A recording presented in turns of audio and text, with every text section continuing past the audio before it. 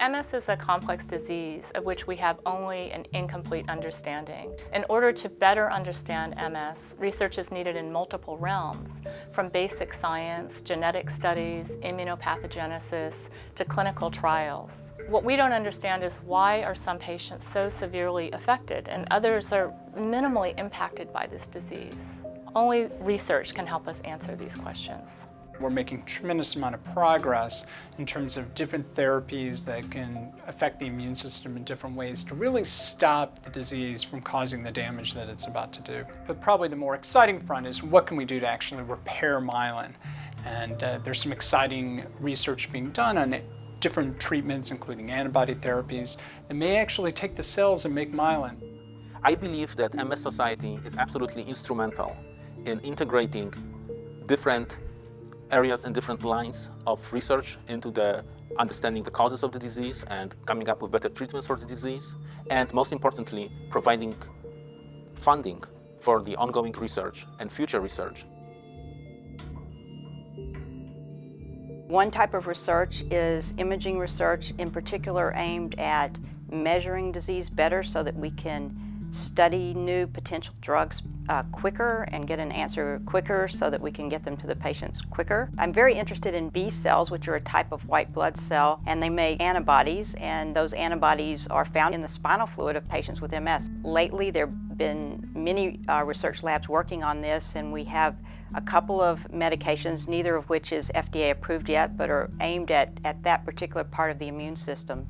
I've been studying some specific type of cells that are known to play a role in MS, and also I've been really interested in the past few years in studying the effects of diet on the immune system. So there's a whole host of new therapeutics that are postulated to help with remyelination and protection of axons, but we're not quite sure exactly how to tell whether that effect takes place. So we're evaluating new imaging techniques that may give us an idea as to whether the axons and the myelin are affected, so that if the medication does repair the nervous system, we're able to track it. And I think that this will lead to new medications for various forms of MS in the future. For me, it's particularly looking at these gray matter lesions or cortical lesions. They appear to reflect a lot better sort of the disability that accumulates in patients, and trying to understand them. I think potentially if therapies can be directed against them and trying to understand if they're tied in a little bit more with the relapsing parts of MS, or if they are maybe a little bit more tied in with the progressive forms of MS. I'm personally very interested in understanding how immune system works and how autoimmunity in MS can be stopped or prevented. And I've been truly amazed by multiple new treatments and new drugs that became available recently and are targeting potentially encephalotogenic, so autoaggressive T cells, lymphocytes that cause the damage. Clinical research is extraordinarily important, particularly in a disease like multiple sclerosis. The only way we know if a therapy truly works is to do a properly designed and conducted clinical trial. I think one of the key aspects of every new medication is that it gives the person with MS, as well as his or her healthcare provider, choices. The trials that we're engaged in right now at St. Louis University focus on one medication that is available to patients, Gilenya, also known as fingolimod, and we're comparing it against other medications, and we're also comparing two different strengths of the medication. One of the trials that I'm most excited about is one that we initiated and recently started enrolling patients in, and it's a trial looking at a drug that's already FDA approved, Ampyra. That's a medicine that's indicated to improve walking in people who have MS. We think Ampyra works by helping enhance the signals to and from the brain in people who have multiple sclerosis. And so based on its mechanism of action and the beneficial effects we've seen in walking, we wonder if it might help with other neurologic functions. Rehabilitation research differs quite a bit from clinical trials or basic science research, and where we're trying to understand how people move, what limits their movement, and then how these limitations in movement impacts their lives in many ways. In particular, we're interested in understanding the sensory motor impairments, such as weakness, spasticity, loss of sensation, and discoordination that occur in the lower limbs, and how that contributes to reduced walking speed, discoordinated walking, reduced walking endurance, reduced community ambulation, or even someone's perception of walking problems. One of the tools that we use to study human movement and to understand how people with multiple sclerosis walk is a 3D motion capture system. And this room houses our 3D motion capture system.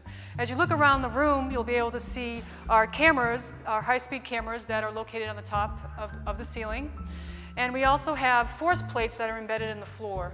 So what we would have someone do would be walk back and forth across this walkway, and the cameras pick up motion as they walk. We place small balls on very particular spots of their body, and we're able then to make a 3D model of how they move. That gives us very specific information about their joint angles, how much their knee is bending when they're walking, and very specific gait impairments that then can be addressed through physical therapy. Rehabilitation research can work in combination with other type of research. So for example, I collaborate with Dr. Robert Naismith at Washington University, where we use some of the tools that we use in rehabilitation research to link it with neuroimaging work, with hopes of trying to determine who might progress more rapidly or who's responding to therapies earlier. The NMSS helps support training of physician scientists, helping us attract the brightest minds to research in MS. And only through training future scientists can they then take the baton from today's current researchers and move our understanding forward. The National MS Society has had a key role to define my career path, because I was able to come here at Washington University and to work in this environment because I was awarded with a fellowship by the National MS Society. But then after that, Dr. Cross suggested that I could apply for another source of funding, always from the National MS Society, that from her standpoint was appropriate for me, which is the Harry Weaver Award, and that's what I did and received it in 2010. So that's a career development award given to young investigators to pursue research in the MS field, and that's what I'm doing now. The MS Society plays a major role in funding research, and in fact funding education for the individuals involved in conducting the research, and I'm actually the perfect example. I did a 2-year fellowship in multiple sclerosis. I learned how to perform clinical trials, and my fellowship was actually funded by the National Multiple Sclerosis Society. I was able to get one of the Sylvia Lowry fellowships that was funded by the National MS Society initially, and then it was picked up by the Gateway chapter. They basically have been funding my training, and so I'm definitely very thankful for the opportunities that they've provided us. And then as well, just the support that they provide in the clinics, having a representative at our clinics that we can refer our patients over to and provide a lot of social work support and things like that. And so even though they help a lot with their research, they're very active as well in the patient care. This field has so much momentum going for it in terms of research efforts, and there have been such huge developments over the last number of years, and we are so close to figuring out what causes this disease so that we can stop it. In looking at all the diseases that neurology treats, whether it's ALS or Parkinson's disease or Alzheimer's disease, my biased opinion is that the field of MS has made the most progress in terms of this disease, and that we are very close, and we need to keep the pressure on so that we can finish the job and get this done and cure this disease. So it's really important that everyone is on board on this mission, whether it is someone who's living with MS, you're friends with someone with MS, or a relative of those living with MS. It's very important to be part of this mission, that we can one day stop this disease, to restore the function that's desperately needed, and also eventually to end this disease forever.